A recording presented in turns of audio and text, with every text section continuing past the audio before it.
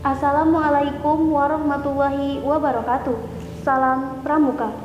Hello, good morning. Introduced, my name is Tasem. I am the representative from SMP Darul Mu'alama.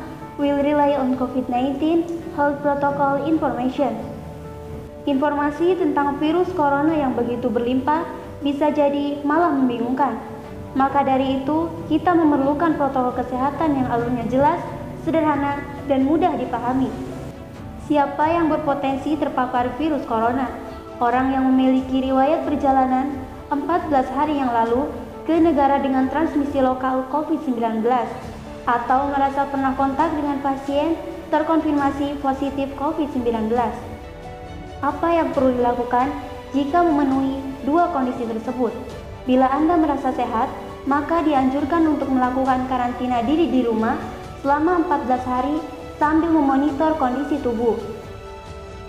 Bila Anda merasa tidak sehat atau timbul gejala, segera lapor ke petugas kesehatan atau hubungi hotline center corona untuk mendapatkan rujukan pemeriksaan ke fasilitas layanan kesehatan.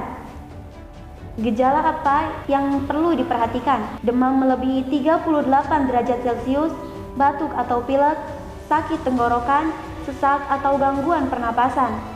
Apakah perlu langsung datang ke layanan kesehatan? Apabila gejalanya ringan, utamakan menghubungi hotline center corona atau rumah sakit rujukan terdekat untuk mendapatkan informasi mengenai langkah selanjutnya. Kapan harus mencari bantuan medis tambahan? Bila gejala yang dirasakan cukup parah, misalnya sesak napas berat atau apabila Anda dalam klasifikasi kelompok rentan karena berusia lebih dari 60 tahun, memiliki penyakit kronis seperti diabetes, hipertensi, gangguan imun, ada riwayat sakit pernapasan, dan lainnya.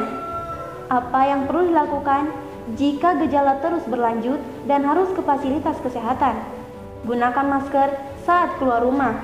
Praktekkan etika batu dan bersin yang benar dengan menutup dengan siku atau tisu. Hindari menggunakan transportasi publik. Bagaimana tahapan screening pasien di fasilitas pelayanan kesehatan? Sebelum memberikan perawatan, tenaga kesehatan di fasilitas layanan kesehatan akan melakukan screening.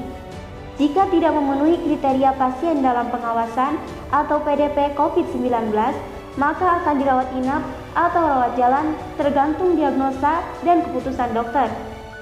Jika memenuhi kriteria pasien dalam pengawasan COVID-19, maka akan dirujuk ke salah satu rumah sakit rujukan didampingi oleh tenaga kesehatan yang menggunakan alat pelindung diri atau APD. Di rumah sakit rujukan, spesimen pasien diambil untuk pemeriksaan lab dan pasien akan ditempatkan di ruang isolasi. Spesimen dikirim ke Badan Penelitian dan Pengembangan Kesehatan atau Balitbangkes di Jakarta. Hasil pemeriksaan pertama akan keluar dalam 24 jam. Jika hasilnya negatif, pasien akan dirawat sesuai dengan penyebab penyakit. Jika positif, pasien akan dinyatakan sebagai penderita COVID-19, diambil sampel setiap hari dan baru akan keluar dari ruang isolasi jika pemeriksaan sampel 2 kali berturut-turut hasilnya negatif. Sakit akibat virus corona dapat disembuhkan. Namun begitu, lebih baik mencegah dan tidak menularkan kepada mereka yang lebih rentan. Finally, maybe that's all I can say. I want you to forgive me if I make a mistake in my speech. Thank you for the attention. Mif bin Gibbon. Wabillahi taufiq wal hidayah. Wassalamualaikum warahmatullahi wabarakatuh. Salam Pramuka.